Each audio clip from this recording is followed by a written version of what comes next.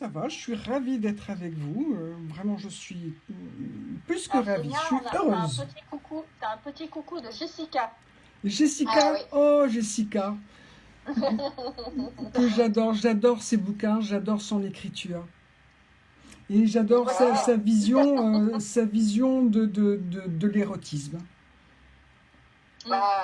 Alors ça c'est bien parce que quand même ça nous ramène un peu aussi aux auteurs qu'on a eu à notre auteur qu'on a eu la semaine dernière, avec cette bienveillance que vous avez les uns les autres. Et alors qu'aujourd'hui je pense que c'est du bonheur. Ça fait plaisir à entendre quand même. Entre auteurs, vous, en plus du même univers, l'érotisme, j'entends que des auteurs qui sont hyper positifs, qui s'encouragent, se soutiennent, se font alors de la promotion entre guillemets, mais qui s'encouragent les uns les autres, Absolument. Qui valorisent les uns des autres. Donc c'est très bien. Bienvenue à toi Jessica. Ça fait plaisir d'avoir une nouvelle personne parmi nous. Ravi que tu sois parmi nous ce soir. Mais heureusement que dans cette conjoncture en plus qu'on est là en ce moment, heureusement que les auteurs sont soudés entre eux, quoi. Parce alors, que les salons annulés, il y a beaucoup de femmes, il y a beaucoup de femmes dans les auteurs érotiques. Je connais quelques hommes, mais ils sont vraiment en minorité. Mais pour autant, on les aime beaucoup aussi. Oui, moi j'en ai un très très particulièrement que j'adore et que j'affectionne énormément et qui sur la radio a fait un carnage total. C'est qui tu le connais très très bien aussi, il s'appelle Pierre Adonis. Oh mais bien sûr, mon Pierrot. C'est un homme incroyable. C'est un homme qui est juste magique. Ses écrits sont incroyables. Il a une écriture qui t'emmène. Voilà, j'ai grand plaisir et je le remercie encore une fois parce que c'est grâce à lui que tu es parmi nous ce soir. Absolument. C'est grâce à lui que la semaine dernière on a eu aussi une très belle auteure que je suis en train de lire encore des choses. Voilà. Jessica, voilà. Moi, je suis très contente. Merci à lui parce que sans lui, on n'aurait pas eu cette chance de vous découvrir, ou peut-être pas à ce moment-là, et on serait peut-être passé à côté de choses super intéressantes. Et je découvre moi qui n'ai pas le temps. C'est assez magique. Moi qui n'ai pas le temps, puisque je suis très, très, très, très prise, mais je me redécouvre une envie de lecture incroyable à chaque fois que je découvre un auteur que Pierre nous conseille. Et ça, c'est... mais c'est ça qui est bien. C'est-à-dire que par le plus grand des hasards, on arrive à s'intéresser à des lectures auxquelles... je vais pas dire on a banalisé, mais plus mis de côté parce qu'on veut pas prendre le temps, parce que on se dit que ça va être du commun comme d'habitude, comme les choses. Et en fait, dans chaque auteur qui nous a présenté, qu'on a découvert sur Érotique Radio, donc dans les mots érotiques de Léa, que Fred se fait un plaisir de lire, de boire, de s'enivrer de romans, on a vraiment une chance incroyable. C'est que vous avez des écritures diverses et variées qui chacun votre tour nous emmène vraiment dans votre univers, mais avec une telle des mots tellement différents les uns les autres que vous nous intéressez tous en fait. Absolument, je suis d'accord, je suis assez d'accord. On est très... en fait, on parle le sujet est le même, mais les mots sont différents. Et les mots sont différents parce que les sentiments et les ressentis sont différents. Et c'est là où ça devient intéressant, vois-tu ? C'est ça. C'est ça, et c'est là que ça me plaît parce que moi je suis dans cet univers depuis une vingtaine d'années et je m'y étais jamais arrêtée. Sincèrement, je m'y étais jamais arrêtée. L'écriture, je suis plus dans les histoires vraies, dans les livres, les séries policières, les choses comme ça, tu vois, tout ce qui est reportage, les choses comme ça. Et en fait, depuis que j'ai créé cette émission, je me suis donné, ça m'a donné envie de me remettre à la lecture et ça m'emmène dans un autre monde en fait. Je vis des situations que j'ai peut-être vécues déjà dans le passé, mais ça me les fait vivre à une intensité et avec des mots qui sont pas les miens, mais qui me parlent tellement. C'est ça. C'est trop beau, c'est trop bien. Voilà, c'est ça. Quel enthousiasme. Ben oui, parce que c'est vrai. C'est vrai. Alors, pour te recibler un petit peu, donc beaucoup de nos auditeurs me connaissent. Je suis maman de 5 enfants, j'ai 3 jobs, dont la radio qui me prend un temps incroyable. Mais j'ai quand même eu l'envie. Donc, pour avoir l'envie, il faut vraiment me motiver pour que je décroche du temps et pour me dire, non, il faut vraiment que je me pose et que je prenne parce que ce qu'elle a dit, ça m'a intéressée, je suis curieuse de voir et tout.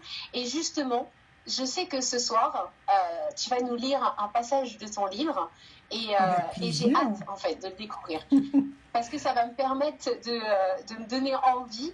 Et cette envie, moi quand j'ai une envie, je suis genre, tu sais, c'est comme les plaisirs. Moi je suis une hypersexuelle, tu vois, je peux dire comme ça. Et quand j'ai cette envie, il faut que je l'assouvisse très vite en fait. Donc, je sais que là, de tous les auteurs que j'ai récupérés depuis la création de cette émission, j'ai quasiment lu tous les livres qui nous sont parvenus. Parce que vous m'avez accroché à chaque fois.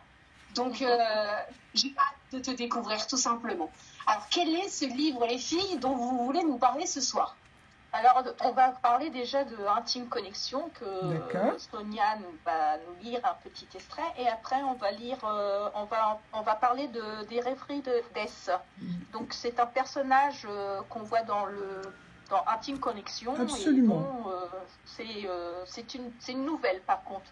Oui, c'est un recueil de nouvelles, de 15 nouvelles. Et en fait, S est un personnage tiré de Intime Connexion.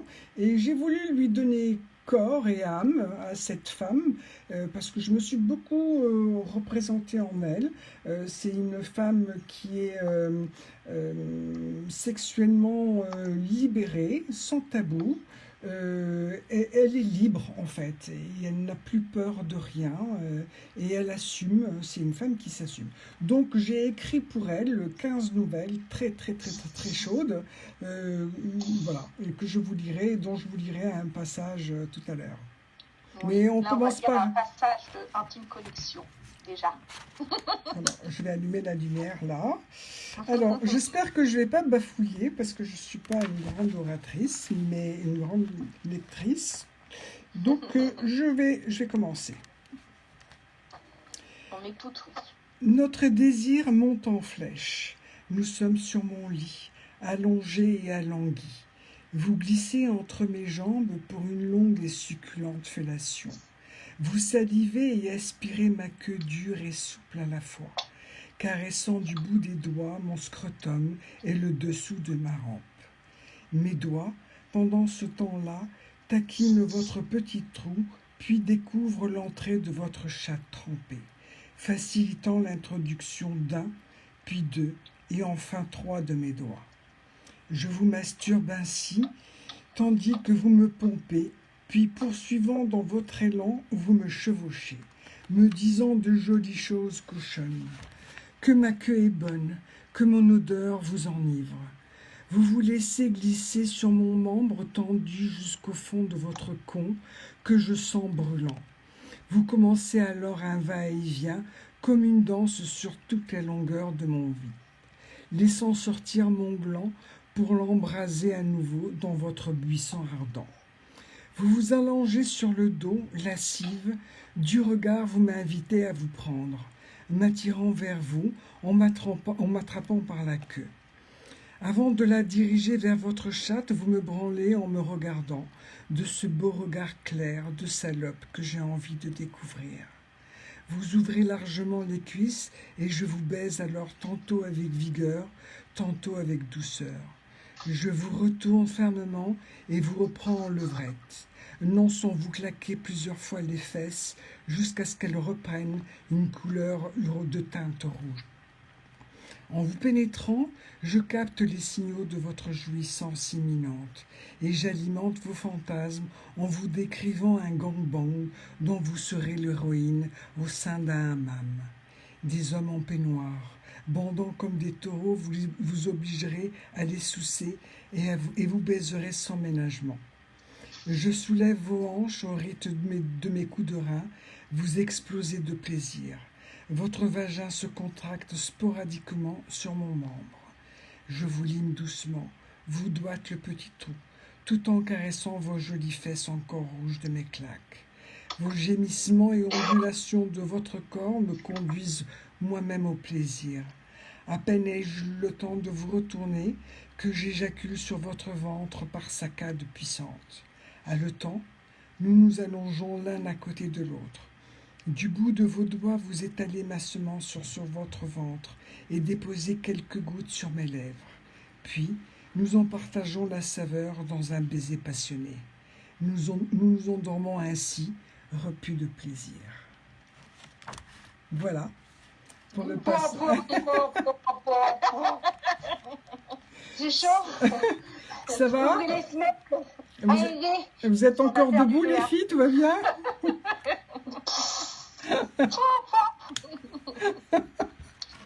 Ben, je dirais que les mots sont clairs, directs. Alors, je dirais pas, tu vois. Moi, je dis la plume à Sonia est fluide et efficace. Voilà, merci beaucoup. Exactement. Mais tu vois, ce qui est plaisant dans ton écriture, c'est que c'est pas si cru que ça en fait. En tout cas, le passage que tu viens de nous lire, il n'est pas cru. Il est clair, il est précis, il est net. On sait exactement, je veux dire, dans ton écrit, il n'y a pas d'ambiguïté. On sait où, quoi, comment. Voilà. Mais il n'y a pas de... Il n'y a pas de vulgarité, ça emmène quand même dans une scène. Alors, on peut dire là, clairement, même dans une relation traditionnelle, c'est tout à fait ce qui peut arriver à tout le monde. Donc, ça parle à tout le monde. Ça reste élégant, même si on entend le mot chatte, c'est le vrai des termes qui sont voilà, très on n'a clairs. Pas un chat. Hein. Mais ça choque pas en fait.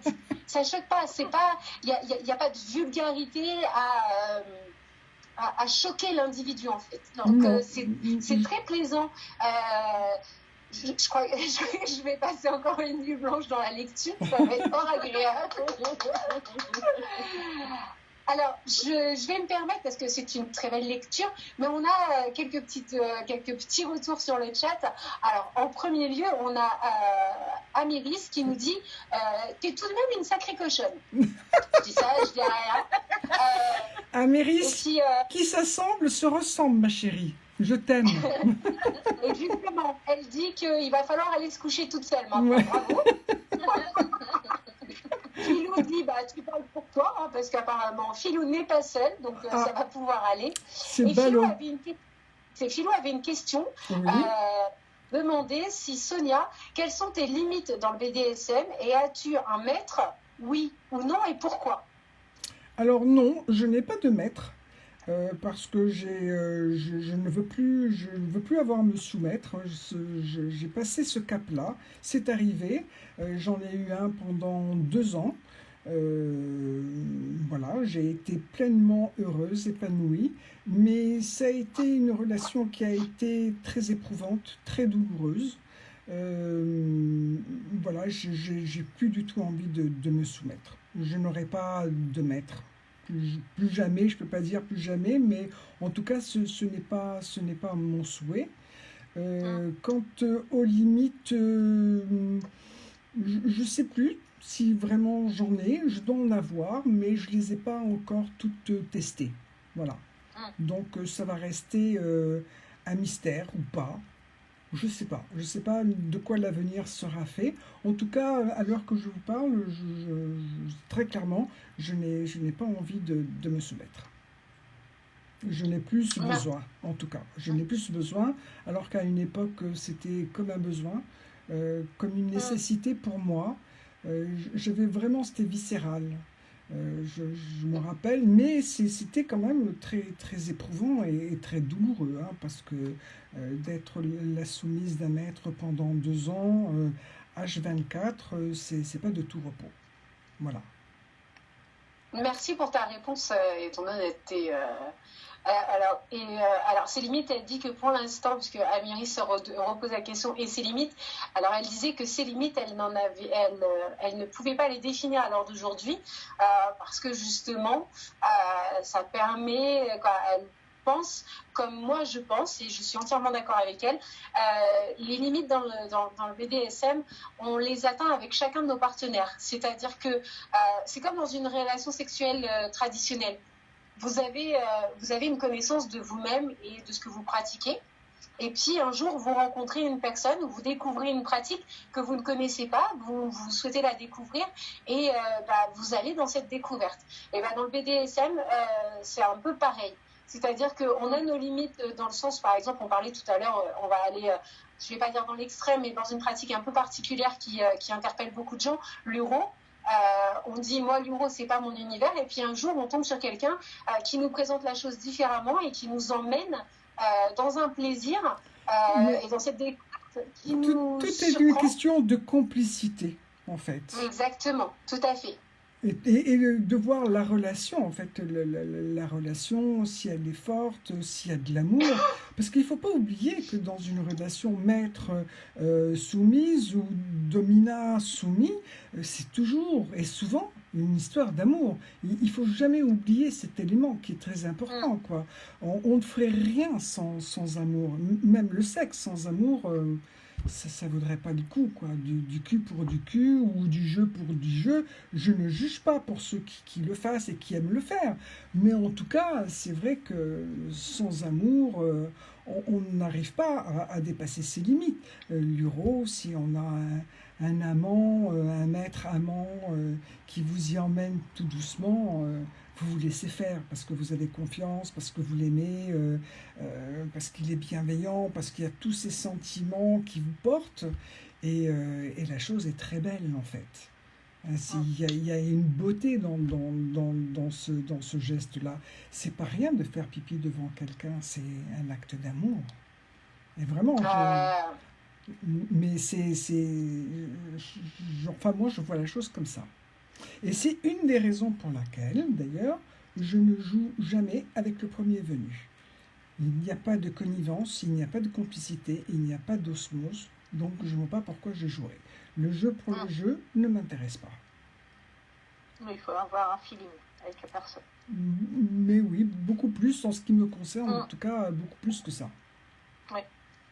Moi de même. Alors, et ce roman, est-ce qu'on peut nous donner un petit résumé de ce roman? Parce qu'on parle beaucoup les filles, mais on arrive bientôt à la fin de cette émission, en tout cas de cette chronique. Donc moi j'ai hâte de savoir quel est le résumé de ce livre quand même. Alors de quel parlez-vous? De Intime Connection ou de Rêverie d'Est? Parce que Intime Connection, j'en ai parlé tout à l'heure. Oui. Donc on va parler des rêveries alors. Voilà. Bon. Alors, les Rêveries d'Est, comme je disais tout à l'heure, c'est un personnage qui est sorti, que j'ai retiré de Intime Connection. Elle a un rôle qui m'a paru très sympathique, je trouve, dans Intime. Elle fait le rôle d'une soumise, très docile, qui a abdiqué carrément. Et dans les Rêveries d'Est, en fait, j'ai voulu non seulement la soumise, j'ai voulu aussi une libertine. Voilà, le libertinage ne fait pas du tout partie de mon monde. C'est pas mon truc. Et du coup, là, j'en ai fait une femme qui avait besoin de sexe, à outrance. Et donc, j'ai écrit 15 nouvelles où elle a le premier rôle. Voilà. Mais il y a une particularité pour ce livre par rapport à autres. Alors, oui, il y a des jolis dessins, des illustrations qui ont été faites par la petite Bohème. Pauline, c'est une illustratrice que j'aime beaucoup et qui a beaucoup de talent. Et j'ai eu la chance qu'elle illustre 15 de mes nouvelles. Voilà. D'accord. Donc à chaque nouvelle, il y a un dessin. Non, pardon, 5 nouvelles. Pardon. Il y a 5 nouvelles qui sont illustrées par Pauline, par la petite Bohème. Voilà. Et c'est de très jolis dessins. Plus crus que les tests. Alors, qui sont beaucoup plus crus que les écrits, évidemment, parce que on voit tout de suite quand on feuillette, on voit un gloriole, par exemple, Ah oui, et puis il y a la caresse insolite. Dans ce livre, j'ai voulu aussi mettre l'accent sur mon amour. C'est peut-être un petit peu trop de dire mon amour des femmes. Oui, parce que j'aime beaucoup, beaucoup les femmes. Alors, comme dirait une de mes amies écrivaine, Ève de Kodaly, pour ne pas la nommer, je ne suis pas bisexuelle, mais je suis biphile. Et elle explique ça très bien. Elle me dit qu'effectivement, j'aime les femmes pour ce qu'elles représentent, pour ce qu'elles sont. J'aime les femmes mères, j'aime les femmes enceintes, j'aime les femmes allaitantes. Voilà. Je leur trouve cette beauté. Je les regarde avec un regard d'homme, mais je ne peux pas voilà, faire l'amour avec elles. Voilà, c'est pas, ça s'arrête là. Mon admiration et mon attirance pour elle s'arrête à la caresse, au baiser et au fantasme.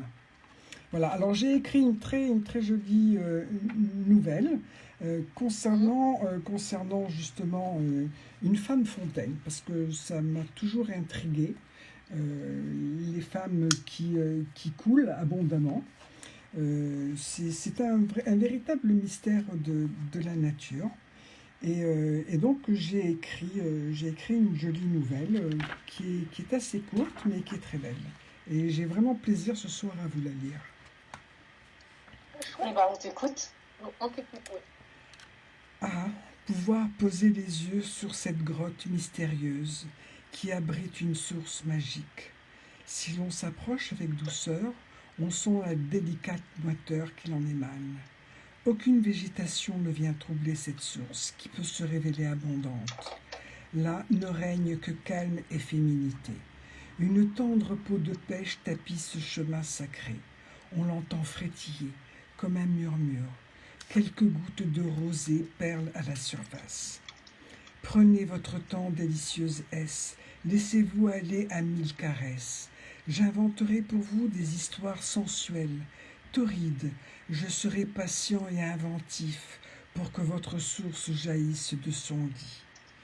La belle va s'offrir à moi. L'étroite grotte s'ouvre sous mes yeux ébahis, laissant apercevoir d'abord timidement une rosée. La source est encore insoupçonnée que nous découvrons ce sanctuaire de chair et de désir. La timide fontaine se transforme alors en un torrent généreux. Et voilà, le plaisir explose comme une érection volcanique. Il inonde la grotte rose et veloutée. Puis, prisonnier de ce gouffre, il cherche et trouve la lumière. Le corps alors exulte, la jouissance expulse et gicle en un déferlement. Plaisir liquide, source magique et épanouissante, la fontaine jaillit, explose et terrasse la belle à la douceur infinie, qui n'en revient pas d'être à l'origine de ce fleuve inassouvissable. Voilà. Et ça s'appelle Douce Fontaine. C'est très joliment dit, oui. On part sur une partie magique. Alors, on a ce côté un petit peu... Alors, dans mon corps de métier, je suis très souvent en contact avec les femmes et avec la sexualité des femmes et des gynécos, sexologues et autres. Et la femme fontaine est un des sujets dont je parle énormément. Et ce qui est, tu pourrais m'envoyer ceci, parce que ça serait quelque chose que je pourrais mettre dans un book dans lequel justement, parce que on a ce côté magique.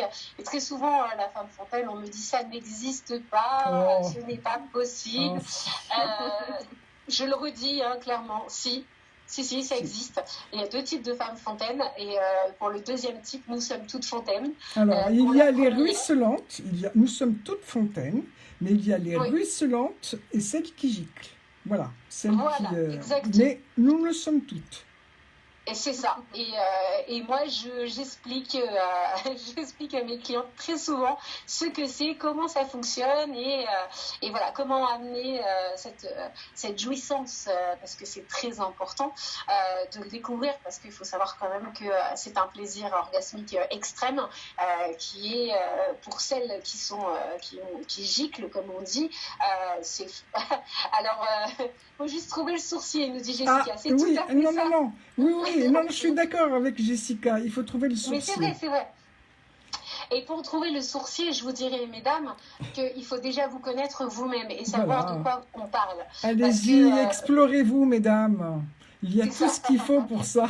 Vos doigts. C'est très important parce que très souvent, alors petit Steph que je connais très très bien, il y a des années en arrière, on a un ami en commun qu'on appelle justement le sourcier, Monsieur Fontaine, parce qu'il a fait découvrir à des femmes dans l'univers libertin qu'elles étaient fontaines. Et à cette époque-là, donc il y a quand même une bonne dizaine d'années, malgré cet univers libertin où la sexualité est ouverte, où on parle énormément de choses et où peu de choses sont inconnues, excusez-moi, c'était encore un sujet pas tabou, mais qu'on prenait un petit peu à la rigolade. On disait non, pas spécialement. Et très souvent, quand ça arrivait, quand ça arrive même aujourd'hui, c'est « Oh mon Dieu, mais qu'est-ce qui se passe ? Qu'est-ce qui m'arrive Qu'est-ce qui m'arrive ? La première sensation d'une femme fontaine, elle a l'impression qu'elle a envie de faire pipi. Oui. Quand elle est dans le plaisir. Sachez, mesdames, et ça c'est mon conseil du soir et c'est ce qui terminera cette chronique, ne vous arrêtez pas à cette sensation parce que vous passez à côté de l'orgasme orgasmique, le summum du summum. Et moi je rajouterais, si vous avez envie de faire pipi, faites pipi, ne vous retenez pas. C'est ça, c'est tout à fait ça. Eh bien, écoute, j'ai été vraiment ravie de te découvrir, Sonia. Merci, merci. Je suis très contente. C'est un plaisir. Et je t'enverrai mon petit texte sur la femme fontaine. Ah, merci. Et je t'enverrai aussi le texte, on n'a pas le temps, là, dommage, sur la caresse insolite.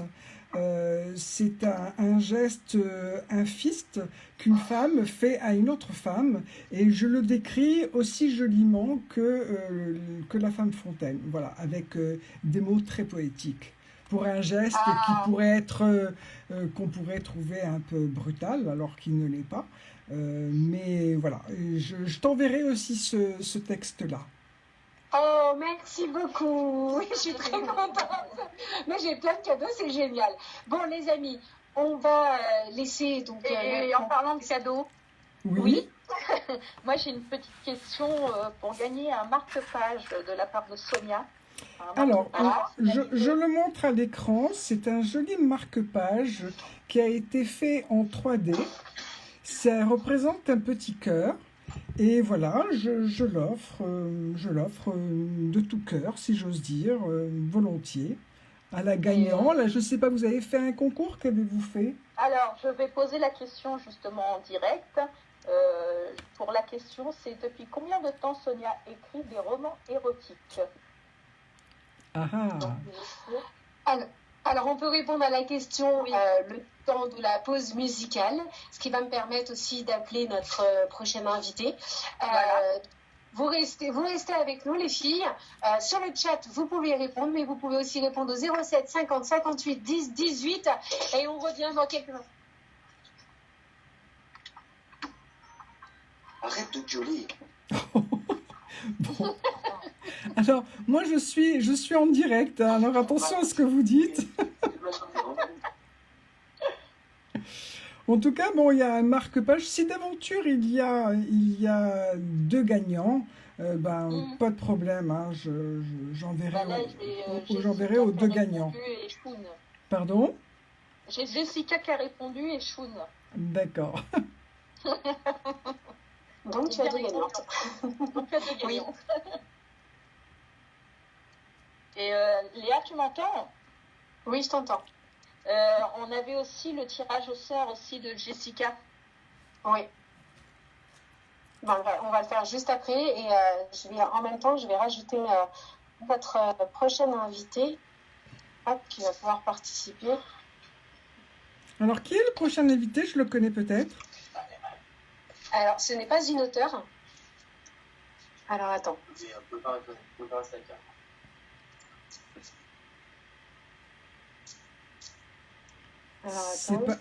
C'est pas d'Ange? C'est Julie Valmont. Ah, Julie Valmont, d'accord. Je pensais que c'était d'Ange qui passait après moi. Non, elle n'était pas disponible ce soir. Ah, d'accord. Alors, attends. Là. Oh, parce qu'il faut que je la remette là.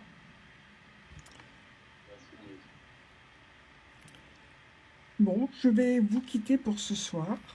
Merci de m'avoir suivi. Merci à Jessica, à Myris, à la Fée, à tous ces gens qui me suivent de près ou de loin. En tout cas, si vous voulez ça, je vous l'envoie avec plaisir. Il suffit de me faire un petit mot. Je vous embrasse. Bonne soirée.